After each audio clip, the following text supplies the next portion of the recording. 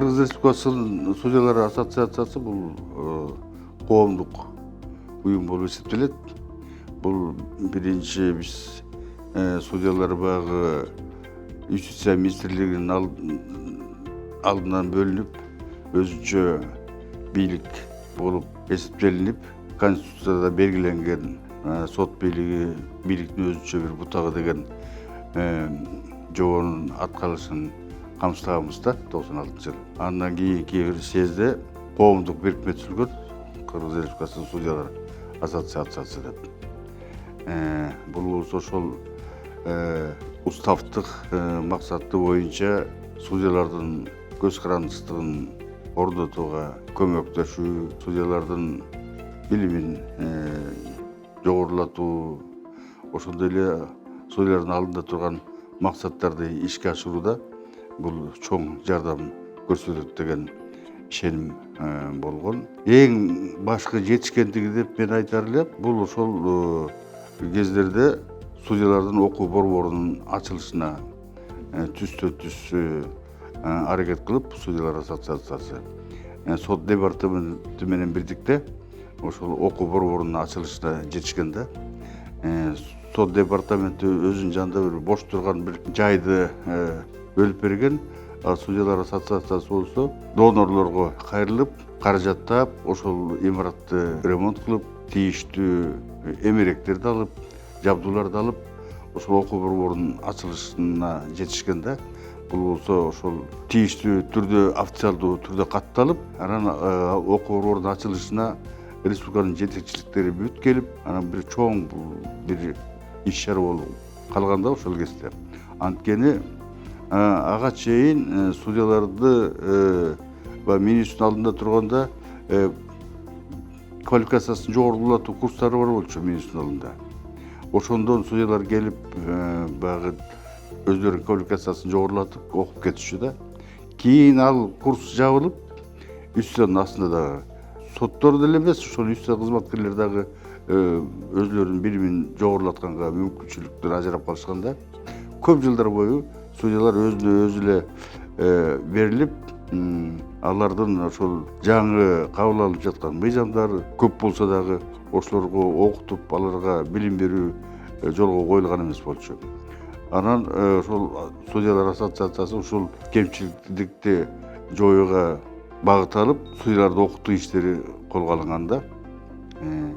Анан кийинчерээк сот департаментин Минюстка өткөрүлүп берилип калган бир кездерде.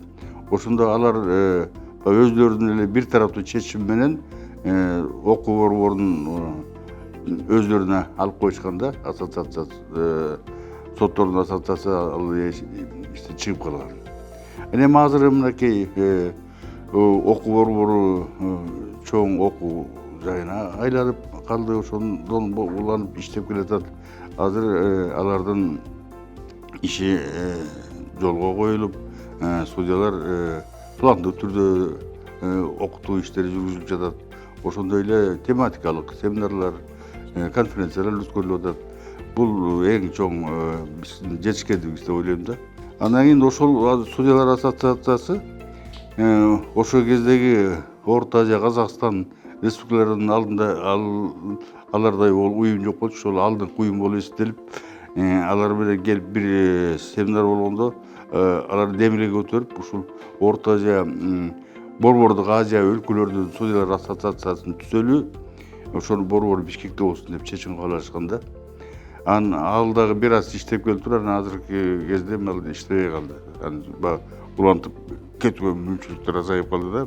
Бул бир экинчи ошол кездеги Судьялар ассоциациясын таануудагы алардын ролун белгилеп кетүүчү жагдай эсептелет. Андан кийин ошол Судьялар ассоциациясы өз окуу борборунда эле эмес, өзүнчө дагы ар кандай тематикалык семинарларды, конференцияларды уюштуруп келген. Мен бир эле конференция жөнүндө айтып кетип келет. Биз Москвадагы юристтердин союзунун, эл аралык юристтер союзунун мүчөсү болуп эсептелчүбүз да. Алардын көмөгү менен биз ысык көлдө бир семинар уюштурдук. Ага биз ошол кездеги Россиянын жогорку арбитраж сотунун председатели академик Яковлев келип бизге ошо лекция окуп берүүсүнө жетиштик да. бул киши болсо ошол цивилистикалык илимдин атасы катары таанылган киши да, өтө абройлуу, өтө билимдүү инсан. Ошол киши келип бизге Ысык-Көлдө ошол биздин судьяларга өзүнүн лекциясын окуп берип кеткен. Андан кийин Черек судьялардын ассоциациясынын жумушу бир аз солгундап калды. Анан эми жакында кайрадан уюштурулуп, жетекчилиги дайындалып, мынакей азыркы кезде иштеп атат. Менин оюмча азыр жакшы иштеп атат, өтө жигердүү иштеп атат. Ар кандай семинарлар, конференциялар уюштурулуп, судьялардын башы кошулуп, ушул өзүнүн алдындагы проблемаларды талкуулап, иштерине бул алдыга жылдырууга чоң көмөк болуп эсептелет да. Анткени сот бийлигинин алдында келип пайда болуп жаткан проблемаларды талкуулоо үчүн önce bir аянтча керек да. Ал аянтчанын ошол түзүп берген бул судьялар ассоциациясы. Мисалы үчүн жогорку соттун алдында же болбосо башка бир соттордун алдында баардык судьяларды чогултуп, кандайдыр бир иш-чараны өткөрүү бул татаалдыраак болуп эсептелет да. Анткени ар бир мекеменин өзүнүн алдында милдеттери бар да. Ал милдеттерден сыртка чыгып кете албайт.